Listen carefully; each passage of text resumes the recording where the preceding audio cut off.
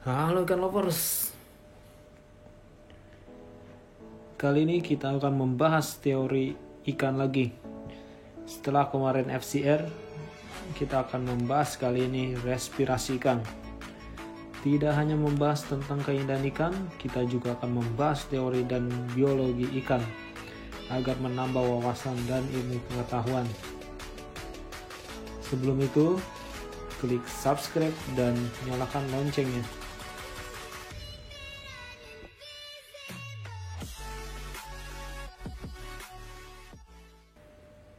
Respirasi adalah pertukaran O2 dan CO2, oksigen dan karbon dioksida.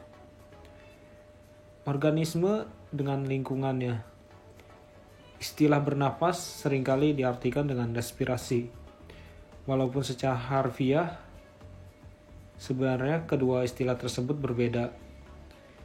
Pernapasan atau breathing artinya menghirup dan menghembuskan nafas.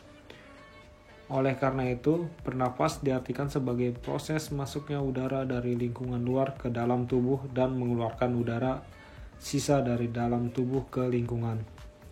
Sementara respirasi atau respiration berarti suatu proses pembakaran oksidasi senyawa organik bahan makanan di dalam sel sehingga diperoleh energi.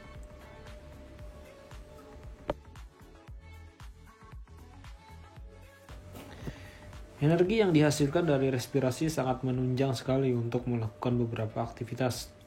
Misalnya, mengatur suhu tubuh, pergerakan, pertumbuhan, dan reproduksi.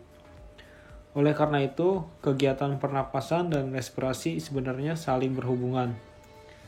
Mutlak dibutuhkan oleh tubuh untuk mengoksidasi zat makanan, karbohidrat, lemak, protein, hingga menghasilkan energi. Komponen sistem pernapasan yaitu pertama alat pernapasan, insang, oksigen, karbon dioksida, darah, butir darah merah, hemoglobin.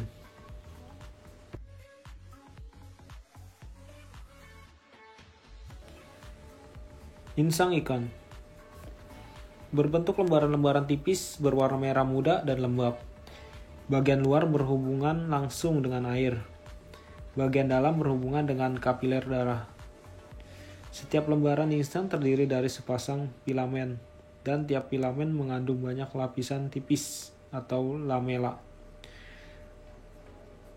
Pada filamen terdapat pembuluh darah yang memiliki banyak kapiler sehingga memungkinkan O2 berdifusi masuk dan CO2 berdifusi keluar.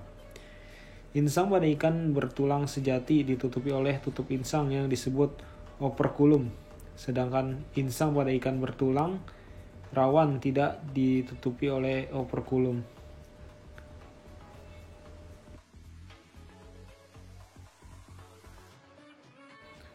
Tulang tipis insang atau gill rakers berfungsi dalam sistem pencernaan untuk mencegah keluarnya organisme makanan melalui celah insang.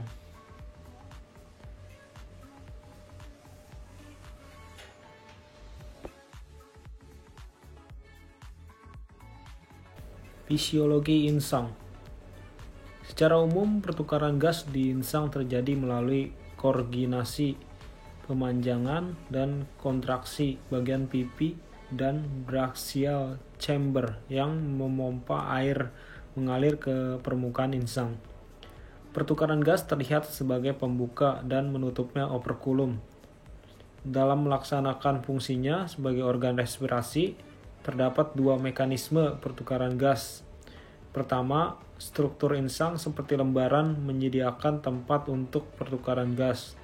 Kedua, aliran balik air melewati insang yang berkenaan dengan aliran darah dalam insang, menghasilkan gradien difusi yang membiarkan pengambilan oksigen secara maksimal dari dalam air dan pelepasan CO2 maksimal ke air.